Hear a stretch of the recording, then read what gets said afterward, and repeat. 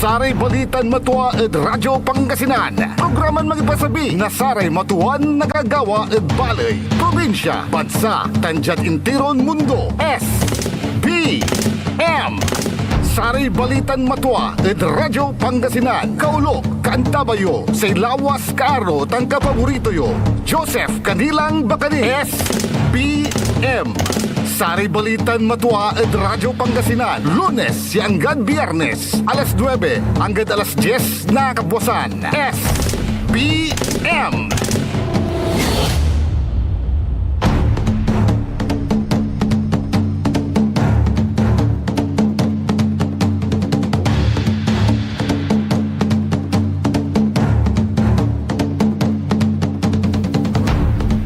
Masas ay masas. Mansasnit lalamat. Yago na Lunes Pangasinan Dagupan.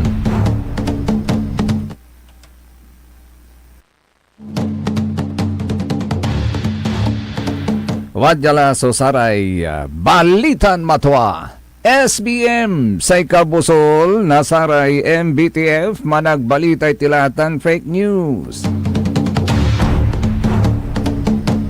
SBM, Saray Balitan Matua, yaipasabi na sa ilawas yun kaaro, JCB, Joseph Kanilang Bakani. Kantabay tayo at technical side. Si Mr. E&D, Engineer Nixon Dakal. Ayagi Lunes talamat atatang tanagagik. Si Katulaya may 10 yasimba at bulan na Mayo. Pet sa 25 natan, agyulilingwanan, ago na Lunes, at dasay bulan na Mayo at taon 2026. Nagunuyan Junla, mantaryakila sikiran ugugaw ni urong lalamat. Pero mansasnit niya siya suputang na agaw ang gadsarian kaplasan. Pati sari balita tayo mansasnit ngot atatang tanagagig. Singasayay natan so ibabagada, lalong lumalakas po ang ugong na walang magaganap na eleksyon. Hindi sa barangay, kundi sa national pagdating ng 2028. Sirin, si katutan sa ibabagada tatang tanagagik, at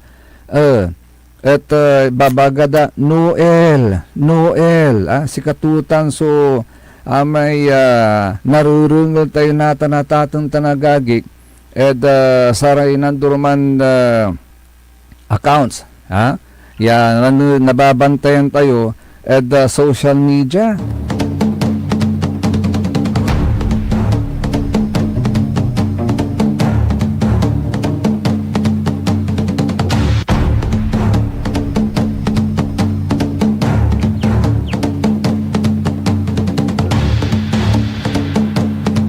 Tasay kwanda atatang tanagagik nung nanunutan nyo kamakailan nagpahayag ng isang statement si Vice President Sara Duterte nang siya ay makausap ng mga media sa The Hague doon sa Netherlands. Yasay kwanto sana hindi mabulilyaso ang presidential at national election sa bansa sa 2028. Akin kasi taon man, so ni balikas to ng Vice President Sara Duterte. Kaya rito ni balikastan, ni tanlaso sa may opinion. Yain paway mo ng Mr. Lito Banayo sa kaya political analyst sa kwanto.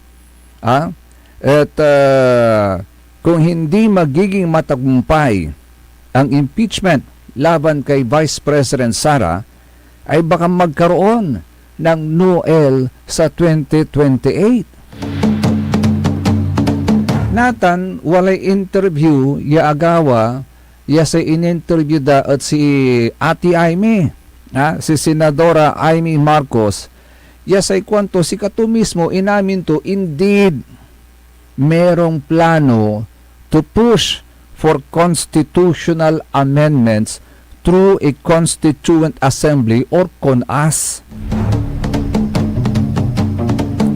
Nabatay po sa proposal magkakaroon ng extension of terms ng mga incumbent officials kasama ang mga congressman at maging si Pangulong BBM hanggang 2031. Hanggang 2031. At isa rin sa posibleng pagbabago, according to Ate Aimee, ay ang minimum age requirement for the presidency mula 45 to 50 years old. Yasay kwanto atatong tanagagik noon tang Sunagawa that will disqualify Vice President Sara Duterte. Tanggap po ni Manayay 50 years old to. So ayon kay Senador Aimee, bahagi daw ito ng incentive package na binigay sa mga mambabatas bago ang House impeachment vote laban kay Vice President Sara. So, gumana na naman yung mga mali-malitang basura.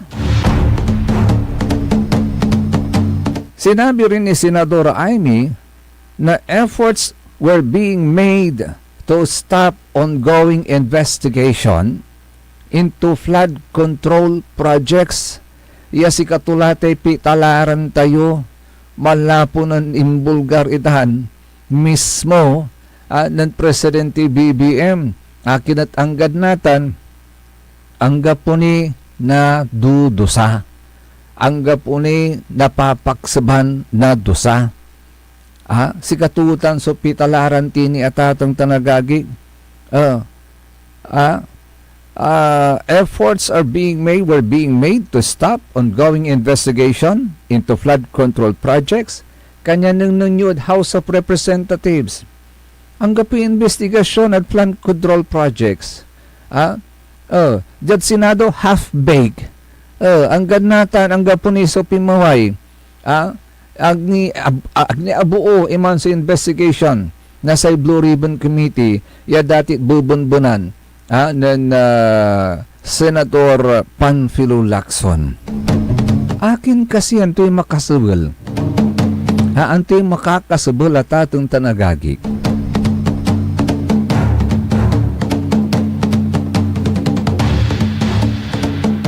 Nung nanunutan nyo, wala man subalikas to ng DPW at Secretary Vince Dizon mismo asumpala. So ginawa dan investigasyon at sa flood control fiasco. Pero, anggad di man matlabat. Gapo ni aring tayon. Singa insagap dalay reklamo, wala lara identified ya personalities, walay posibleng pibibiyangda sa flood control fiasco, although wala lari limulitaw yung ngaran base at sara may statements na sara may witnesses nagkalala at sara may marines 18 sundalo at ating tanagagi. Now that sama niya interview mat at kina Senadora Aimee Marcos, pinag-usapan na rin po yung budget ng bansa para sa 2027 at 2028. Yasay kwanto pwedeng gamitin na pangsuporta sa isang Constituent Assembly Initiative. Ganun pa man at atong tanagagik, nagbabala po si Senadora Aimee Marcos sa tinatawag niyang political self-perpetuation. Political self-perpetuation. Jad Pangasinan say mabata-batarya kabalik santuya tatang tanagagik gabay day mansan siya at pagapanyari. Kanyan untal na so sinagagawin dan mihuras remedyo at tatang tanagagik yan unayari galawin datan may tawag tod sayay galawin datan so sa may constitution tayo pimitiro landa kwati tanda at ating tanagagi kutuanda in their favor sala tanda in their favor pero si katutan so pasakbay ito ng Senadora Aimee dahil sa kanyang experience mismo ni inamin to nangyari to sa panahon ng pamumuno ng kanyang ama na si Ferdinand Marcos Sr. Kanya say kwanto, if there's anyone who knows the consequences of self-perpetuation and corruption, it should be me. Kwanto? It should be me. Kwanto? So, from those words alone ni Senadora Amy Marcos, parang may admission na indeed ganun nga ang nangyari during those times na for how many years na andyan po yung kanilang pamilya na namuno sa ating bansa for 20 years. For 20 years, that is self-perpetuation. And for 20 years, may mga nangyaring korupsyon. And the senator is not denying it. Sikat mismo na lapudbungesang ito, if there's anyone who knows the consequences of self-perpetuation and corruption, it should be me. Kwanto? It should be me. Kwanto? So, surely, kwanto, no sayat untuloy at ang suplano dan panggalaw, plano da salatan datan so may constitution, the 1983 constitution of the Republic of the Philippines at ating tanagagig. A potential consequence of this action will surely create unrest in the country. Kanya sa ito po tenata na ating tanagagig, will there be another EDSA revolution?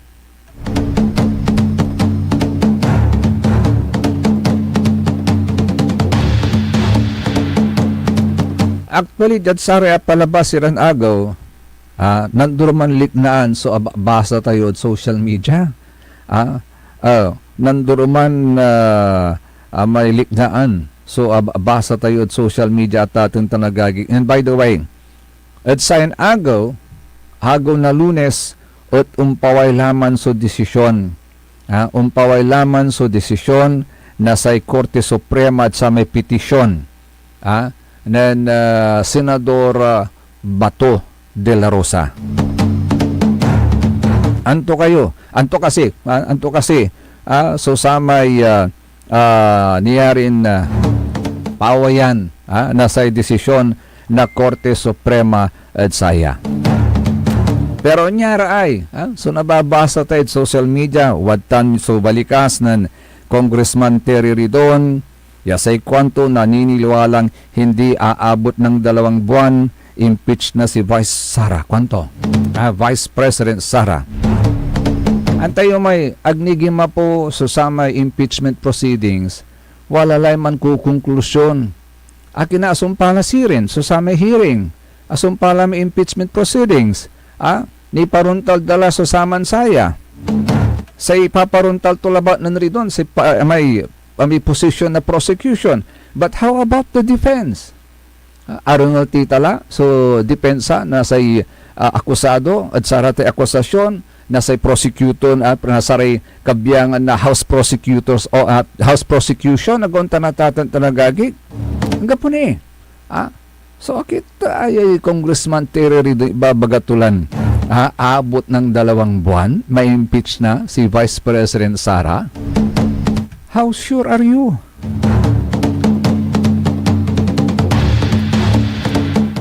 Parang amantay iko-condition dalay kanunutan tayo at atong tanagagik na talagang indeed guilty si Vice President Sara Duterte. But in fairness to the Vice President, di ba wala may tatawagan tayong due process, wala may tatawagan tayong until proven otherwise?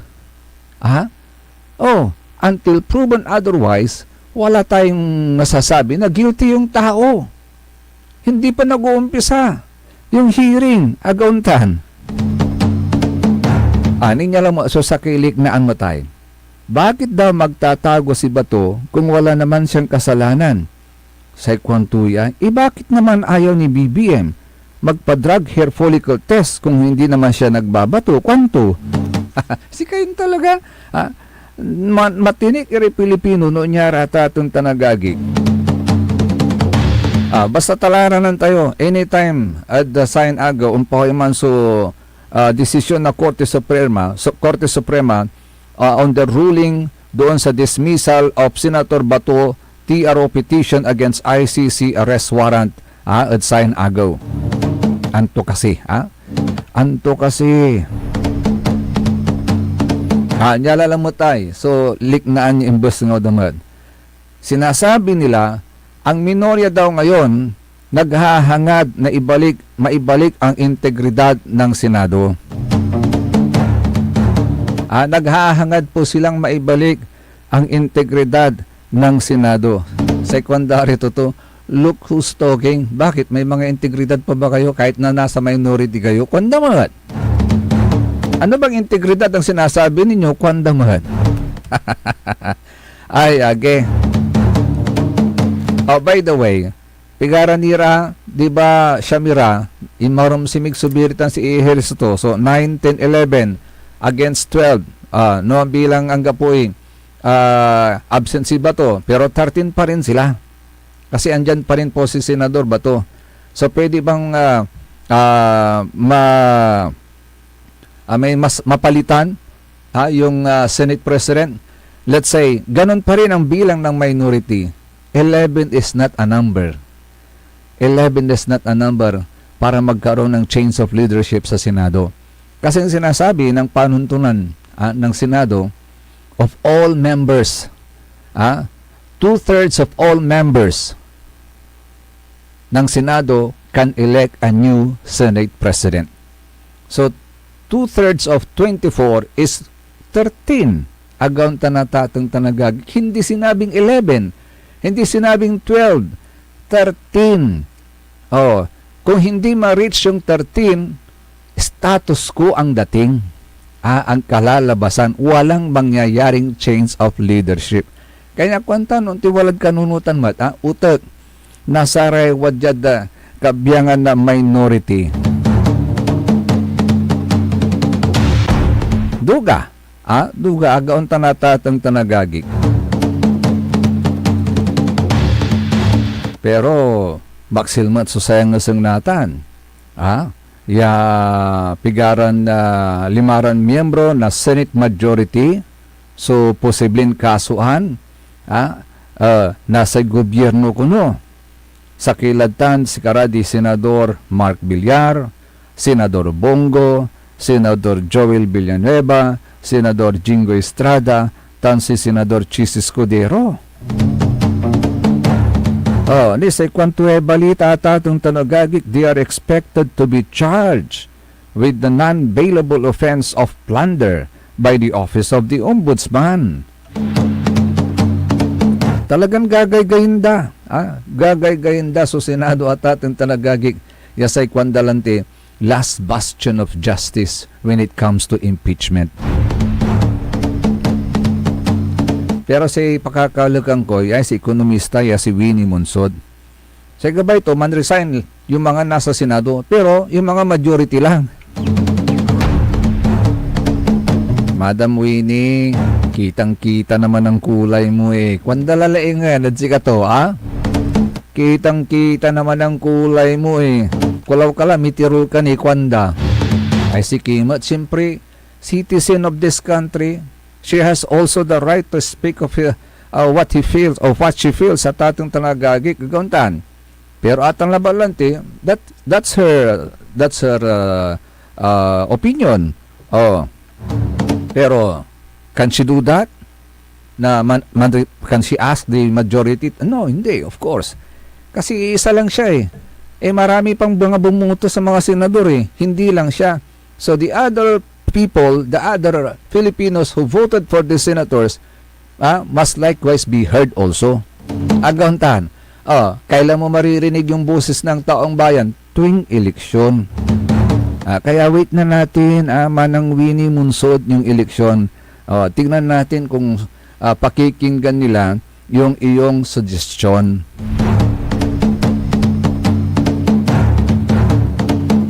Pero talagang undara ko susamay may sailik na anda balbalog sa pandisgusto dad sa so public communication ay may spokesperson na Malacanang si Attorney Claire, si Ate Claire sa kwandat agmo inangay sa magmaliya spokesperson na Malacanang kwanda kulkulira ka kwandat si kato araraya so nanonon ng teatatong tanagagik na babantag tayo may nababasa tayo social media makakalag tila batla pero walay sa kaya agos gustuan ko amay balikas to ng Greco Bilhika. Say kwanto, mga kababayan, Mr. President, Madam Vice President at kapwa leaders, sa tema ng politika ngayon, wala na tayo sa kung ano ang totoo. Wala na tayo sa kung ano ang totoo. Kampi-kampihan na lang. Dapat bumalik tayo sa tama at totoo. Panalangin ko, magsama-sama tayo para manalangin at magpapakumbaba sa Diyos bilang isang bayang Pilipino at manumbalik sa kanyang utos, batas at katarungan.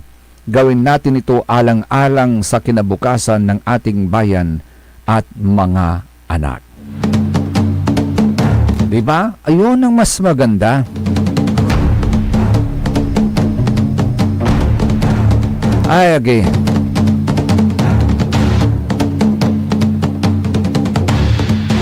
Pero ito pa, isa at atong tanagagik, yaamay pangkalawa nasa retutuo.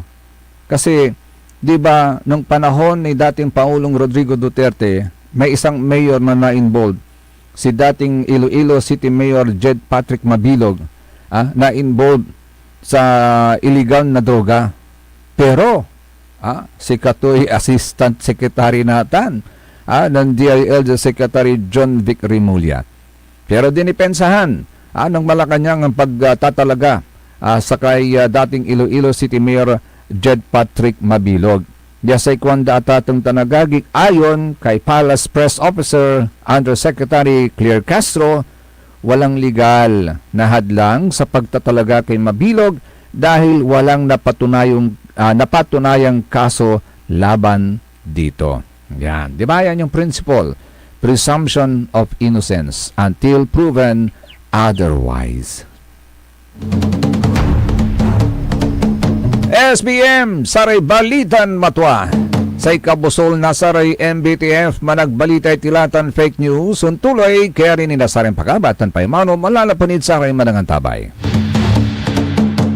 Ang puta-putang Iren Balita. Huwag niyo kong subukan. I am sorry. Kung walang kurap, walang mahirap. My God, I hate drugs. Mahiya naman kayo sa inyong kapwa Pilipino. Ang puta-putang Iren Sunata. Dame un Son ang puta-putang Iren Impormasyon.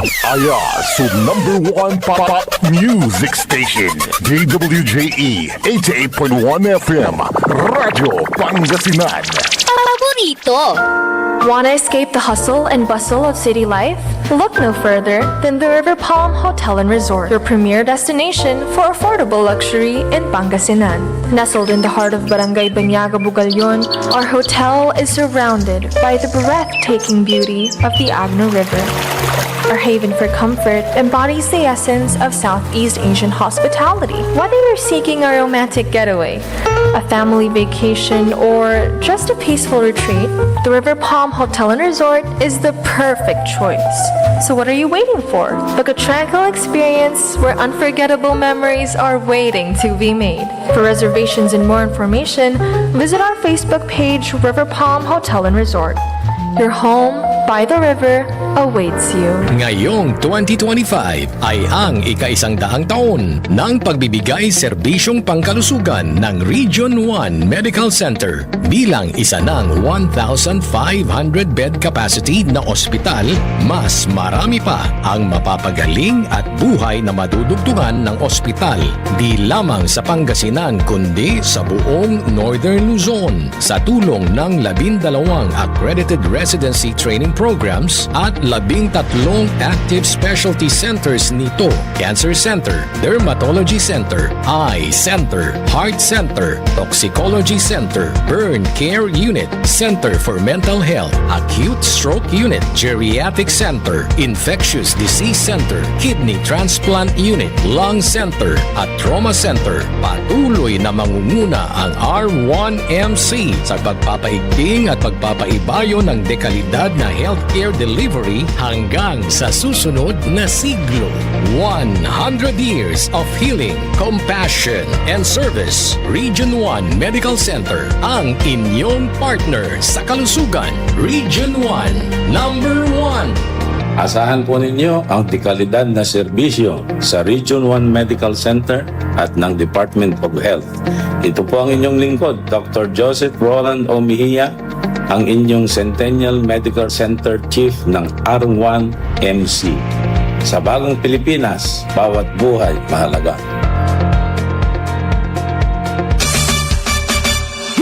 Beat the burning heat of summer this 2026. Tara nang magpalamig sa Ice Cream House Coffee. Ice Cream House Coffee, ang solusyon sa mainit na panahon. Try their Gold Delight Ice Cream, masarap na pizza pasta, at malasang kape. Ice Cream House Coffee, matatagpuan sa Burgos Street, harap ng St. John's Cathedral. Kaya tara na kapaborito sa Ice Cream House Coffee. Also available, wholesale price for retailers. Let's beat the summer heat. Ice Cream House Coffee. Lahat tayo'y laging nagsisikap para abutin ang tuktok nating hanap. Tatak ng tapat, hinahabol ang pangarap, di kumukurap kahit mahirap. Tatak ng tapat, ang tunay. Tatak ng tapat, Ginebra.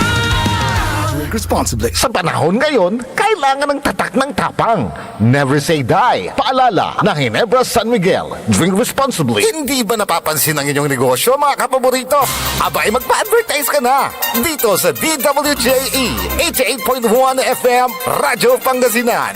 We are located at the 3rd floor of Jumel Building, AB Fernandez East, Dagupan City.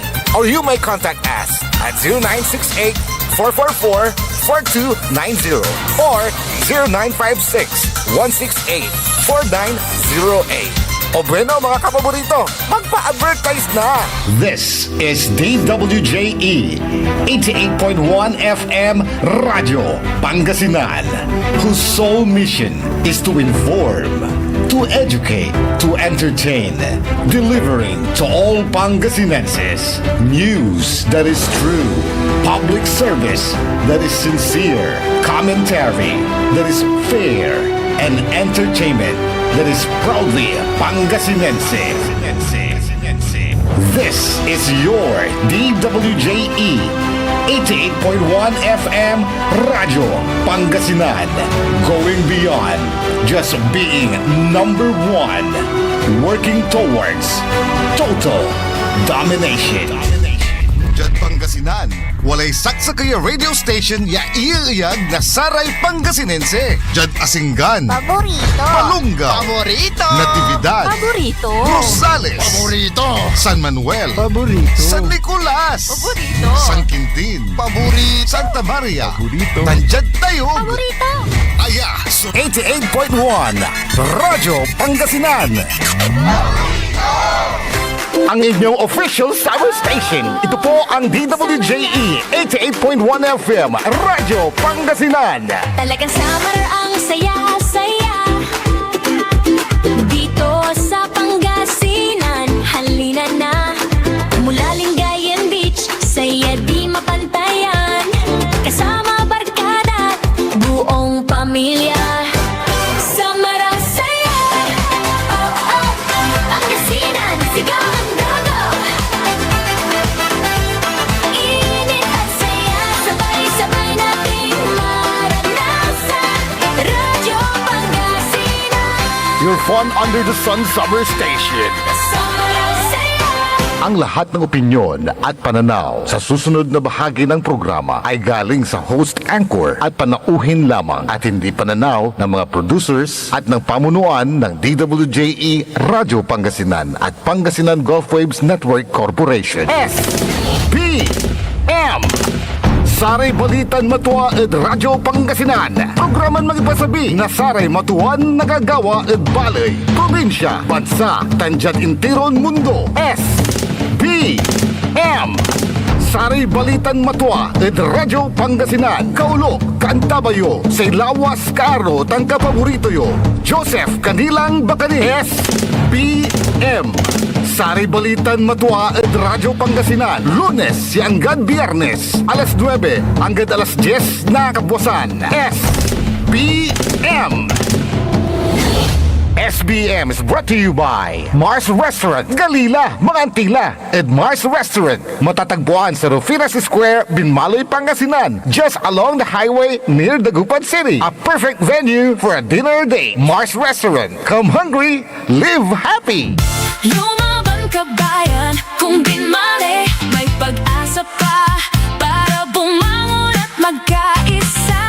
Tumindig ka bayan, kung binmali, hawak kamay nating harapin ang maayos na bukas at ihatid ang serbisyong agad maaasahan. O bayan, kung sinilangan, hindi ka nag-iisa, hindi ka iiwanan, ika'y sasamahan magpakailanman. Mahal kita, o bayan, kung binmali hanggang sa dulo ng walang hanggan.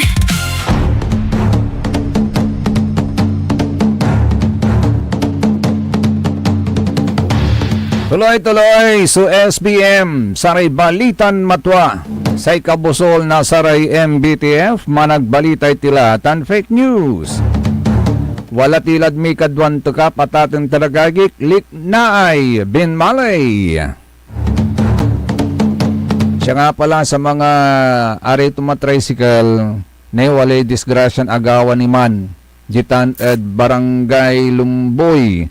At Binmali, Pangasinan, nadadalantitan, te Barangay Lumboy at atong tanagagik at nang ko pati ugugaw, involving a tricycle tapos truck. Ayagi. Sa luluganan nyo tricycle, sa luluganan dari kabanggaan nyo no aliwan truck, ara may 4 wheels at atong tanagagik, wala kayong panalo dyan. Nunot yura tay pasahiros yo. Ikaskasan may ugaw, akis-lakis. Kaya ingat lang po Kanyan manaya manwangwang along the way. Lalo kung manta-trouble paunladagupan, ay dakulawangwang. Yun pala ang nangyari. Kaya ingat-ingat lang sa mga tricycle drivers natin. Pirog kayo kari. Walay dala niya inggitan na parad si kayo kawanan. Aliwan jad paglay tapen jad no unlusot kayo. Ag kayo na disgrasya. Ay, agi. Angga po ipakadarian nyo mat. Oy, by the way, congratulations sa Barangay Basing. Oy, that's my barangay. The only barangay na sinasabi nilang may maayos daw na sistema sa basura dahil may actual rehabilitation facility. Talaga, kung balot anong nang itan so actual rehabilitation facility, lagi kaamot. At maayos na implementation ng waste segregation. Uy, sirin mo't manpakapi kaila, Sir Kapdado. Tansay barangay chairman na waste management, si Kagawad Ibog. Pakapikira si rin. Congratulations. Alam po ninyo, totoo naman po yan. Kasi sa bahay lang po namin, nagsesegregate po kami. Tinatabi po namin yung mga biodegradable at non-biodegradable is strictly. Yun. Sige, natatang talagagig at isi-segregate iman. So, ibigira may recyclable, non-recyclable, biodegradable, non-biodegradable. Kabigitan. And there was even one time na napansin po natin yan nan ibabantag dani, nan ipupunda danitan at sa may kulan no waiting shed. Papaway paunla Barangay Road. Natan, nang napansin po natin yon, nilipat po nila. So, gumawa siguro sila ng isang rehabilitation facility, and which is good.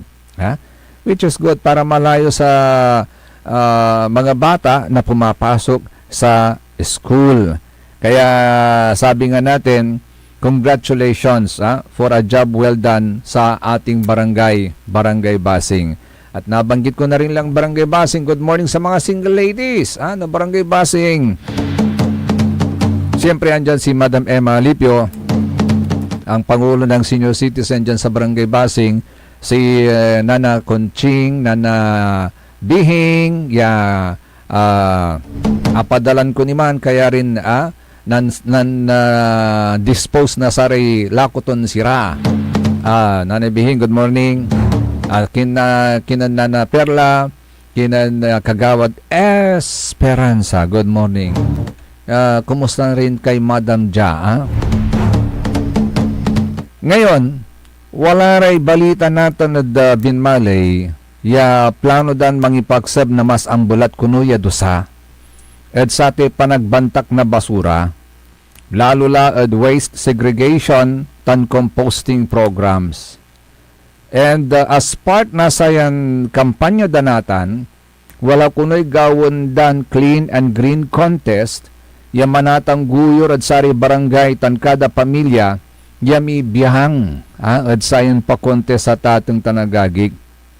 And mind you, say premyo na saray manalo at sayan pa contest kuno, at no barangay walay ita na munisipyo ya insentibo. Tan gamit ira at panagasikaso na say basura. At no individual ballot, wala mo't so premyo pero aliwan malinaw. No cash so iter da o dinu ande.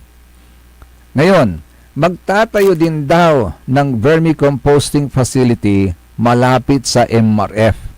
Siguro they are referring to may MRF na bali na binmali, Dimanid Barangay Tumbor, para daw mapakinabangan ang mga makukuliktang biodegradable waste. So, mandatory na rin daw sa mga barangay na magtayo ng MRF. Kapigan ni nagmahalialoy may RA 9003. 9003 is 2,000. Implementation to effectivity na sa maylay 2001. Tuloy taon natin ay 2026. Sa gaban yung ibaga natang kilabat manggawa na MRF ya. Abayagla yaloy natang kilabat singabilang untunton yaman gawa na MRF. At ang Agriculture Office daw ay magpo-provide ng training sa pagkukompose ng mga basura para magamit daw sa backyard gardening. Maganda po yung idea.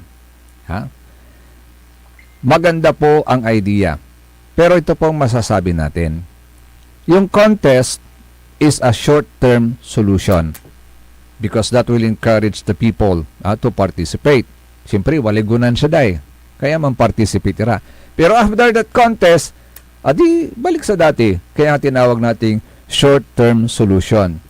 Yung MRF, well, that can be considered as a long-term long-term solution. So Joey, wali kalasyan mo mata, that's a long-term solution. Itay MRF. Agauntan. Kasi ditan isort out iraramay biodegradable tan non-biodegradable. Okay. That's a long-term solution and that's according sa may provision na lay at ating tanagagig. Pero itong tanong natin, ano naman po yung immediate action, immediate solution ng LGU sa namumuong open dam site, sa may likod ng public market na sakop ng barangay poblasyon. Sa may poblasyon area po yan. Finiture na po natin yan, pinakita na po natin yung video. Ano po yung immediate action? Because operating an open dam site is against Republic Act 9003. Agaw tanatang tanagagi. So ano yung immediate na hakbang na naisip ngayon at gagawin ngayon ng lokal na pamahalaan para mawala yung open dam site na yan? Again, paging Department of Environment and Natural Resources and the Provincial Environment and Natural Resources Office, DNR at saka Penro. Pakitignan na lang, no ha? Kasi sabi ng taong bayan, Liknay Binmali at atong tanagagig, Meron na ba kayong hakbang na iniisip gawin upang tuluyan ng mapasara ito? Because if we will keep mum about it, wala tayong gagawin, we will be silent about it, sa iliknaan na binmali niya ay, then we are violating the very essence of RA 9003 na mahigpit na nagbabawal sa operation ng isang open dam site. Tuande, it's so surprising, it is so surprising, Kwanda, na while ang gusto ninyo sa Binmali ay isang matuwid na pamamahala, pero you're allowing that area to become an open dam site which is not in consonance with RA 9003. Oh, di ba? Kanyang sekwanda at atong tanagagig. And because you're not following what is in the law, and then therefore it can be concluded that the LGU mismo is a violator of the law. Di ho ba ganon? Ha? Ang tatong tanagagig, isa po sa mga natutunan ko when I was in college, at hindi ko yan makakalimutan. Nung may isa akong subject noon, philosophy. During my college years po yan.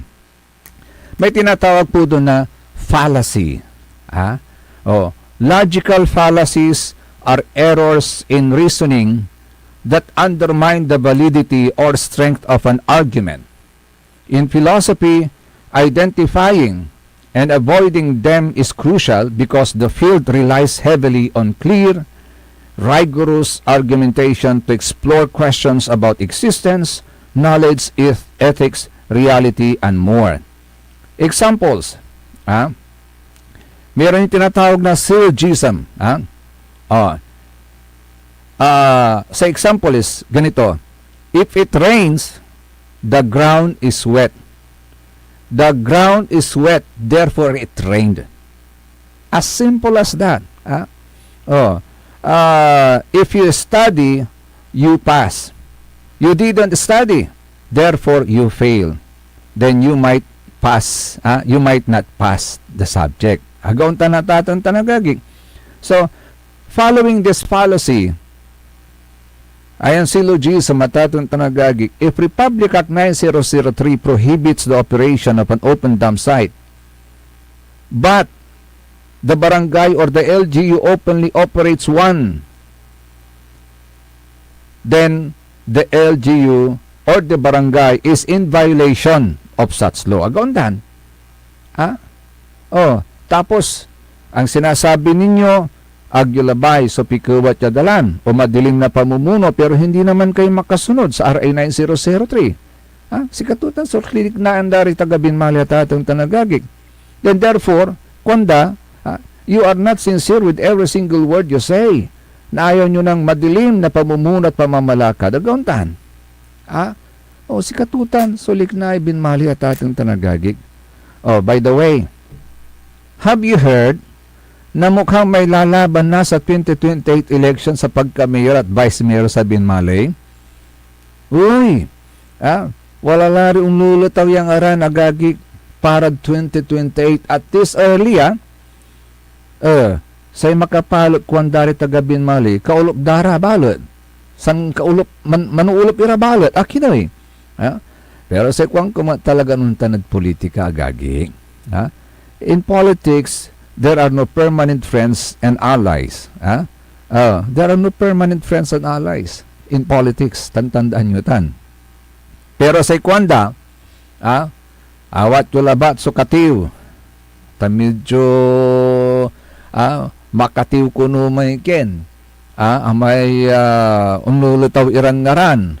Makatiw in the sense wala anda, saragda.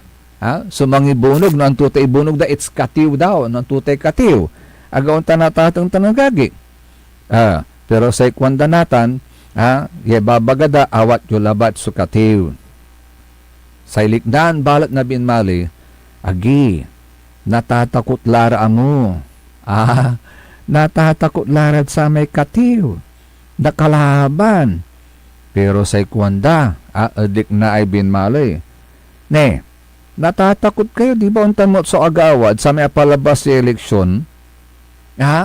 Lapod katiw, kanyan saray totoo so asaliw. Aguntan. lapud katiw, kanyan sari tutu asaliw. Ayang gad si karakunoy akairong lapud katiw kwanda. Magano pa, anto tate, walad sa ate kina, social media, pimawaya tatong tanagagi ka, nesay kwanto jay, babasaan tayo. Basaan tayo, published by Country Mail online. Say kwanto jay. Tambalan ni Naaning Ikong sa 2028 niluluto sa Binmalay. Uy, luluto ang dala.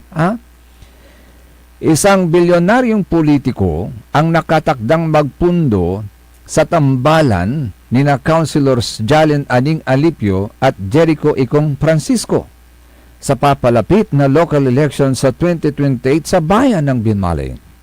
Ayon sa isang reliable source, pinaplansya na umano ang pagtakbo ni Konsi Aning bilang mayor, habang vice mayor naman si Konsi Ikong. Napag-alaman na si 2nd District Congressman, umano ang nasa likod at susuporta sa tambalang Aning Ikong at sasagupa kina re-electionist Mayor Merera III at Vice Mayor Edgar Mamenta. Sa ikwandare totoo natan. Liknaan na Binmalay. Kung si congressman ang magpifinansa sa isang kandidato ay parang tsunami.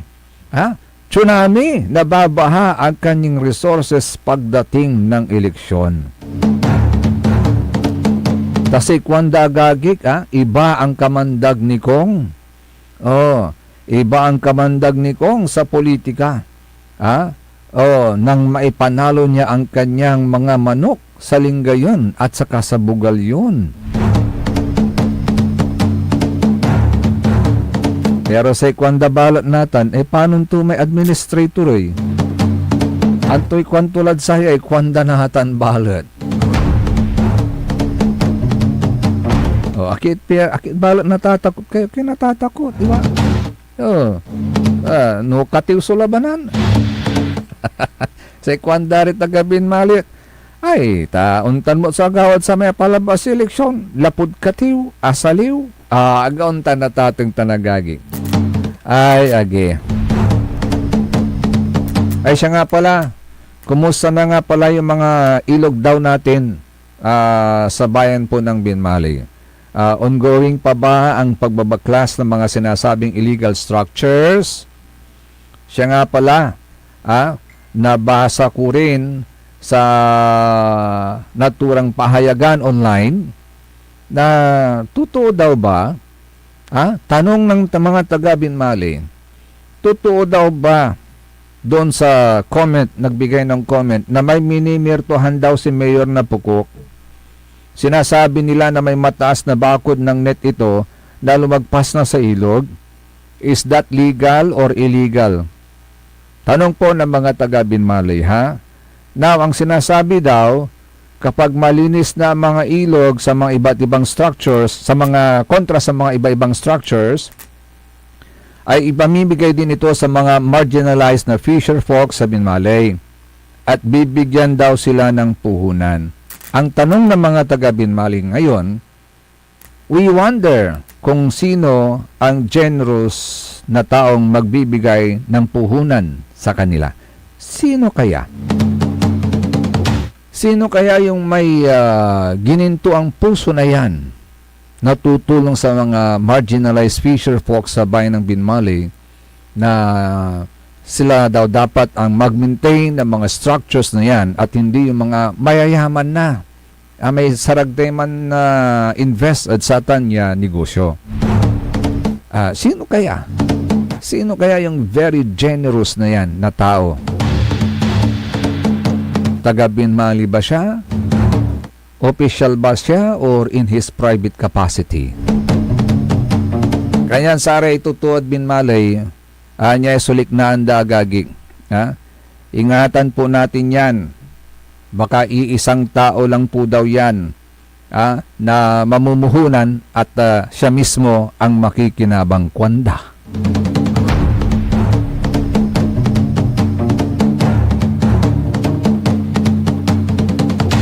ingatan po daw ninyo yan, ha?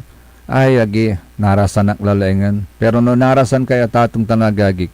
And if you are looking for a delectable yet budget-friendly at tatong tanagagik na pagkain, hindi na po tayo dapat magpaligoy-ligoy pa. Huwag na kayong magdidili-dali. Punta na kayo agad sa Mars Restaurant na matatagpuan dyan sa Rufinas Garden Square.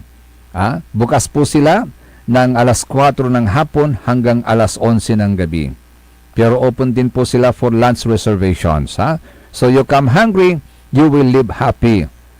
So you can try their melt in your mouth baby back and pork ribs, mouth-watering cuts of steaks like ribeye, sirloin, T-bone, porterhouse, strip loin steaks. Meron din po silang savory bangus a la pobre jam-pack with aromatic garlic beets. Ultimate Pinoy pulutan tulad po ng kanilang signature na mix-mix or beef innards, sisig, chicharon bulaklak, and chicken supernova. Meron din po silang bulalo and sinigang to comfort you. For light meals, try their rich aligi pasta or out of the ordinary Spanish sardines pasta. Also their satisfying chicken teriyaki wrap and New York strips wrap. Mars Restaurant, perfect for satisfying dates or late night cravings. You can also visit Mars Express. Diyan naman po yan sa Nagilayan, Binmalay, for short orders anytime of the day. At dahil mainit ang panahon, may naghihintay sa inyong ambuto-botol ya halo-halo. Magano tawalare ang ipawi dyan na amay kindaay reaction da. Amang kunoy MRF. Ako balat bilan may M ng tuman. Amay RF labata, Raton Facilities, Kuan.